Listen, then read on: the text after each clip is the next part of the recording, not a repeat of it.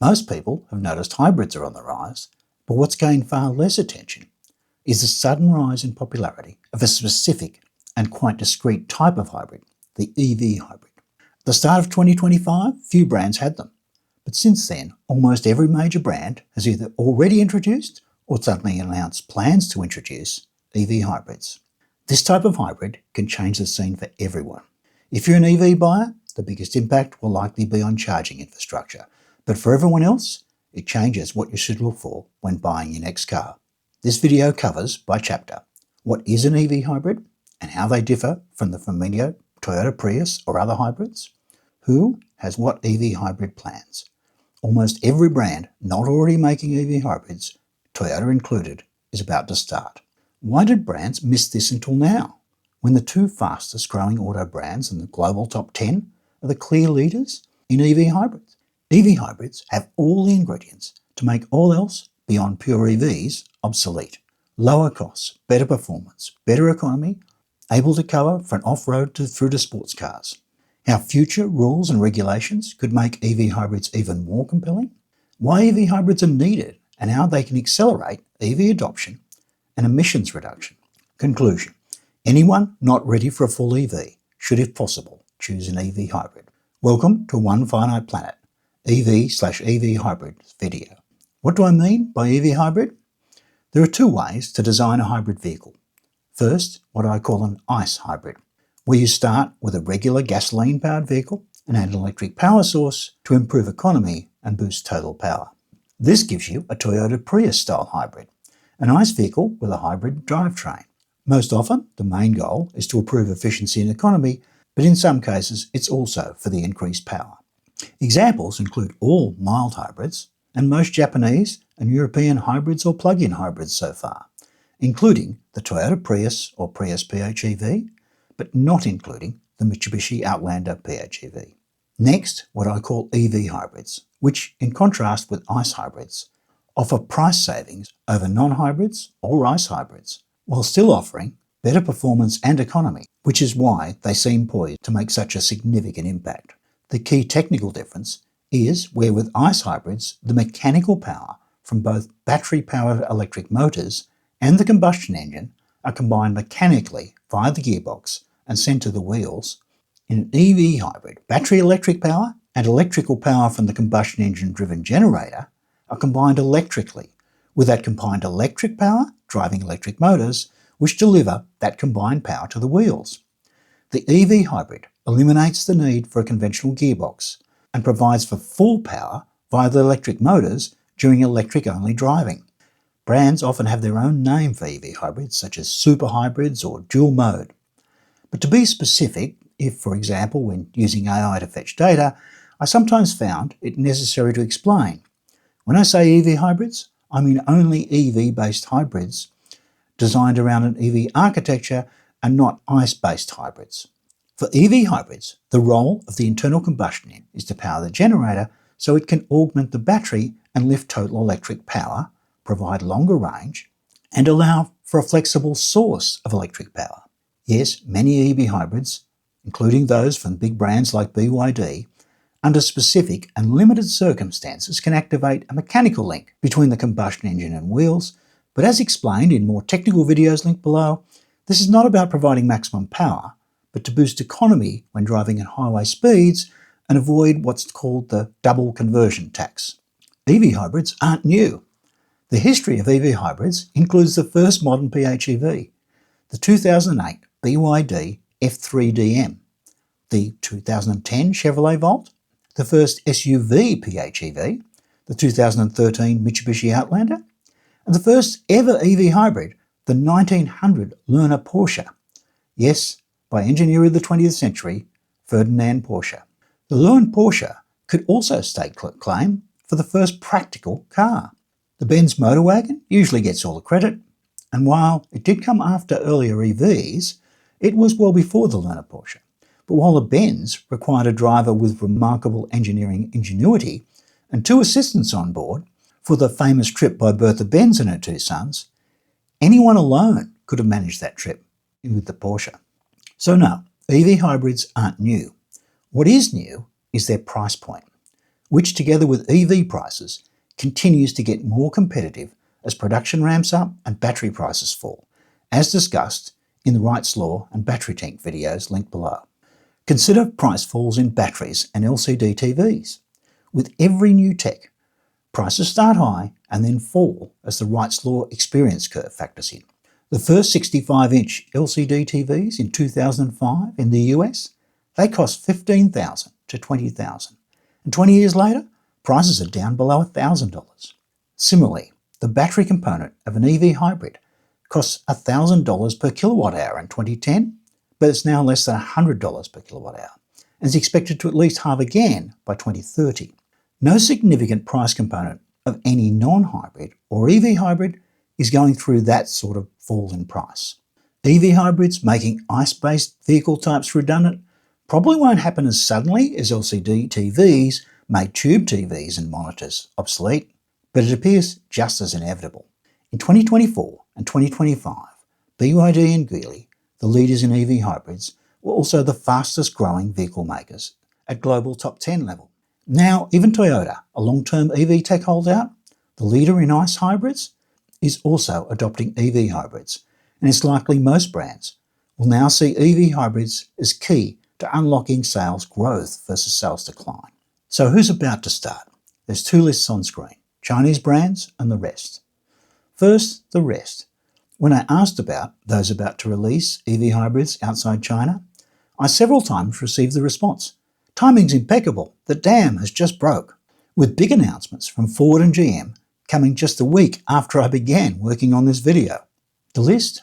Ford, GM, Chevrolet and GMC, Ram, Jeep, Scout, Audi, Toyota, Nissan, Hyundai, Kia, BMW, Porsche, Volkswagen, Volvo, Lotus.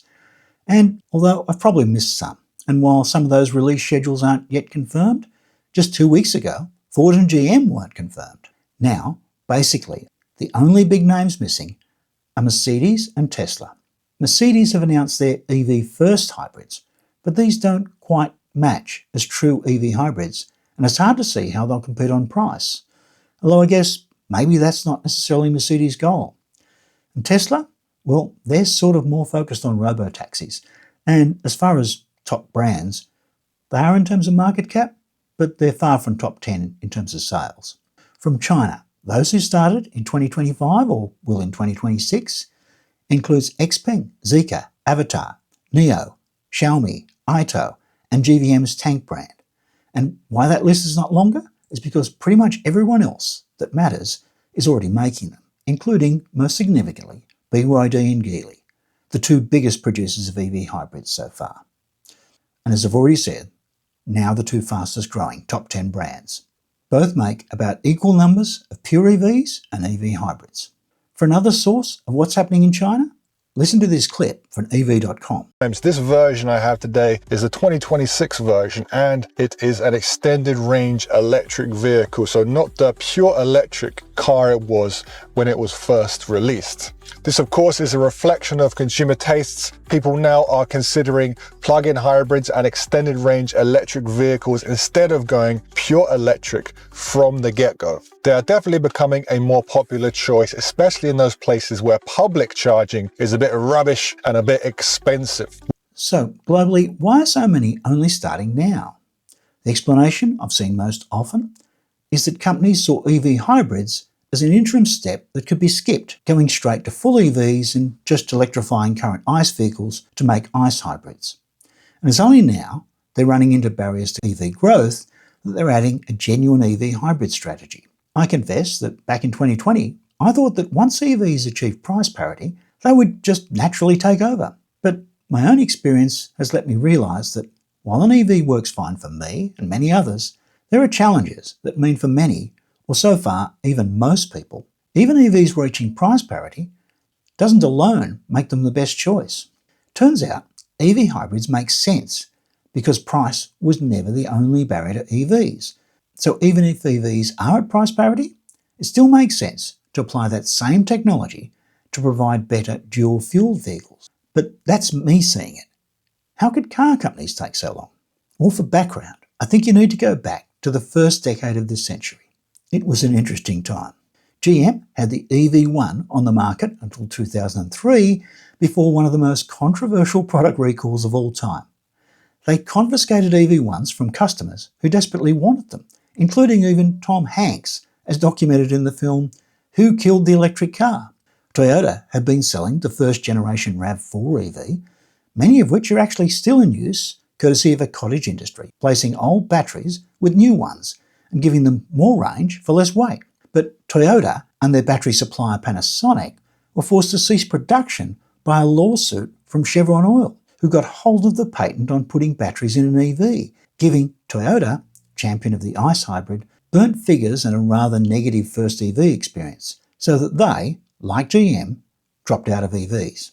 That left two remaining pioneers, Tesla and BYD, both still looking to bring out EVs, but with different approaches to the infrastructure challenge. BYD, after showcasing their first EV, the BYD ET Concept in 2004, and then their production-ready F3e EV in 2006, stalled that project because infrastructure wasn't ready. Instead, first using their EV technology to release the world's first PHEV by adding a range extender to the F3e and making an EV hybrid as the F3DM, before then following with their pure EVs. Tesla, they decided they could just build the infrastructure and EVs would just take over as they approached price parity. And you'd have to say, initially, the Tesla approach looked more successful, so most just followed Tesla. Even in China, which way to go was split. The question always was, as EVs become price competitive, would there still be any market for vehicles that use gasoline? And for perspective, from 2008-2018, the top two in China were VW and GM, with Toyota, Honda and Nissan numbers 3 to 5, and Chinese brands, Geely and Chang'an, only starting to be significant from 2018. Historically, BYD just wasn't that influential, but if you consider their meteoric rise from number 11 in 2019 to number 1 from 2022 and onward, a lot's changed. BYD certainly had a head start in EV hybrids, but it's been starting to get harder now as everybody's now chasing them for a variety of reasons. In the US, it looks like they've seen the success of the BYD Shark EV pickup and want in on that action. Toyota wants them for pickups in their biggest market, the US, and to avoid being left behind in their second biggest market, China, they're even collaborating with BYD on hybrid technology.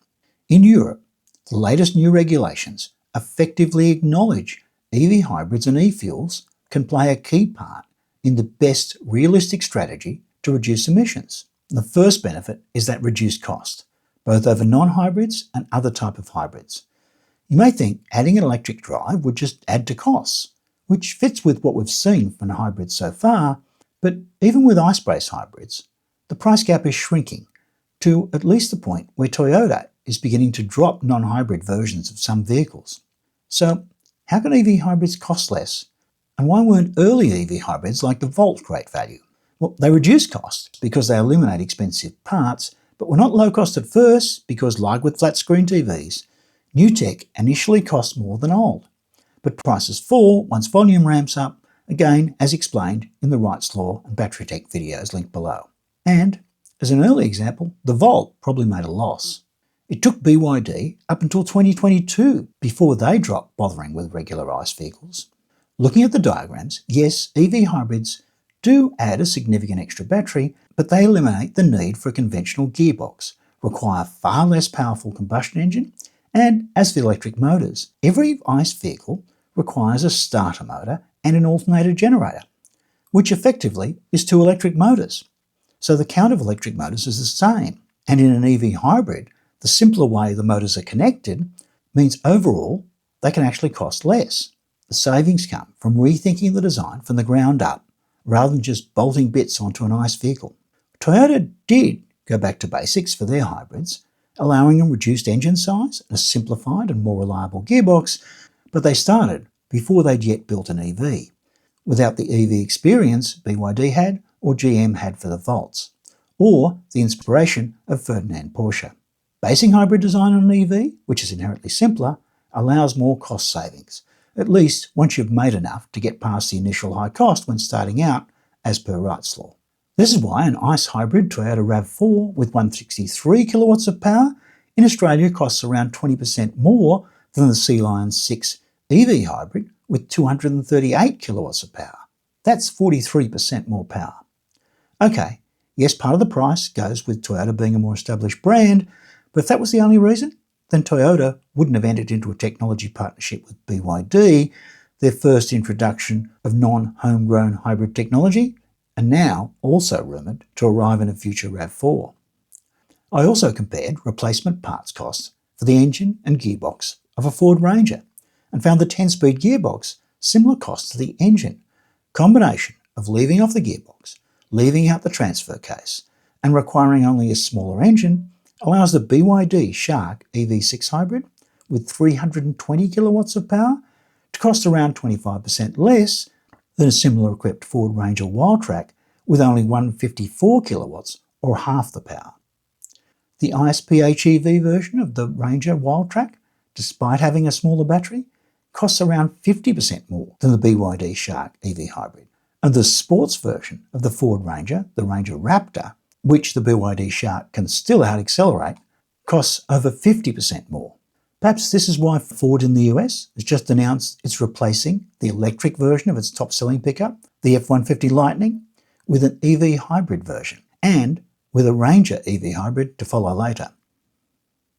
For off-road, the Denza B5 has also proven that although not all EV hybrids have been leading edge when off-road, they can be, and can even successfully replace physical low-range gearing with virtual EV motor low range.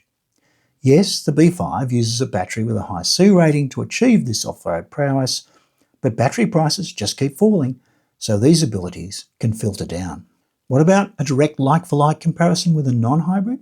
They're rarer because EV hybrids are on an EV architecture, so many vehicles are offered as either an EV or EV hybrid. But here, with the KGM Taurus, is a rare case of a vehicle offered both as an EV hybrid and a regular gasoline model. And moving to the EV hybrid gives a buyer a lower purchase price, a 20% drop in fuel consumption, a 1 second faster 0 to 100 time due to more power and torque. So why would you still choose the non-EV hybrid version? That KGM still doesn't match the economy of the class-leading RAV4, but that's far from the latest EV hybrid tech. The actual best economy, consider the table on screen. Not only can EV hybrids offer a cost advantage over non-hybrid vehicles, they can also be more efficient than the vehicle that holds the efficiency record in the US, the Toyota Prius LE, as shown in this table on screen. And that's even before considering benefits of also having useful battery-only range. This so impressed Toyota that for the first time in their history, the leader of hybrids is employing outsourced rather than only in-house technology in upcoming hybrid vehicles. And lastly, for a performance example, comparing the 2025 BMW M5 and the Denza Z9 GT DM version, a performance EV plug-in hybrid. The BMW is over 3 times the price, but there's a lot of heritage in that 5 badge. Could an upstart EV hybrid really challenge the M5 or even get close? The BM wins the 0 to 100 time by 0.1 seconds. The Moose test, now a standardised ISO test to measure vehicle manoeuvrability, as explained on screen, tells a very different story. So different, it seems hard to believe. The upstart wins, it's not even close. 93 kilometres an hour to 76? What gives the credibility to that Moose test is that the Z9 also has a 12 seconds faster lap time around the famous Nuremberg ring. One comparison summarised. While the M5 carries the prestige of the M badge, sound, soul and mechanical theatre of a V8, the Denza Z9 offers the E3 architecture with independent rear motors, 20-degree rear steering and compass turns that BMW simply doesn't have. For many buyers in 2025, the M5 is seen as the final evolution of the ICE hero, while the Z9 GT is seen as the first generation of the EV super hybrid. There's still a lot of reasons for wanting the heritage of the BM badge, but at over 3 times the price? Maybe this is why there are reports one of BMW's future EV hybrid projects will be a new M5, which could enable people to get the badge and the tech. So there we have it. EVs aside, the lowest cost, best economy, able to deliver stunning performance on-road or off, and in vehicles that overcome the obstacles that can hold back some people from buying EVs. So, How could they get even more competitive? Perhaps due to regulations. Climate risks and deaths from urban pollution all create pressure for regulations to improve our future. During the time this video was being prepared, on December 17, 2025, the EU introduced revised regulations for future vehicles.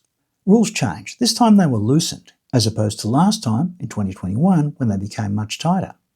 But the goal for zero emissions remains, with one of the main changes being allowing for e-fuels, basically synthetic gasoline or diesel-produced equivalent, produced by combining CO2 from the air with water, providing a net zero source of hydrocarbon fuel. The catch? It's expensive, although less expensive than mining, refining, and then trying to sequestrate the emissions that result from fossil fuels. I'll cover this further in a video linked below, but the e-fuels combine perfectly with EV hybrids, which can normally be driven on lower cost electrical fuel, and relegate the cost of hydrocarbons, gasoline-like fuels, for ever rarer occasions, allowing for the price of e-fuels without raising the overall cost of driving. So those regulations directly encourage EV hybrids. But things could be made even better if the EU extended its new battery modularity rules to ensure future battery upgrades could ensure the EV hybrids of today have a clear path to becoming effectively 100% EV in future. Consider those original RAV4 EVs sold in the US over 20 years ago, now being upgraded with modern battery packs to at least double their range while reducing their weight. And vehicles lasting 20 years? That's reality. Yes, I know the average age of cars in most countries is between 10 to 14 years, but just as average age of a person in the US is 38, vehicles also usually have a lifespan over 2 times the average age, so over 20 years. And a lot can change in 20 years, particularly as climate change plays out one way or another, including the possibility that while hydrocarbon fuels remain, either their price gets adjusted to fully cover the costs of sequestrating emissions, or e-fuels become mandatory. Now, just imagine if anyone buying an EV hybrid could later convert it to a pure EV, with all drive coming through electric motors, just replace the battery and its controls with a higher energy density battery that fits in the same space to increase EV range. Interestingly, BYD has already identified the need for a modular approach for its self-drive systems for their vehicles in China and promotes how its modular Zhuangji system for self-driving hardware is upgradable.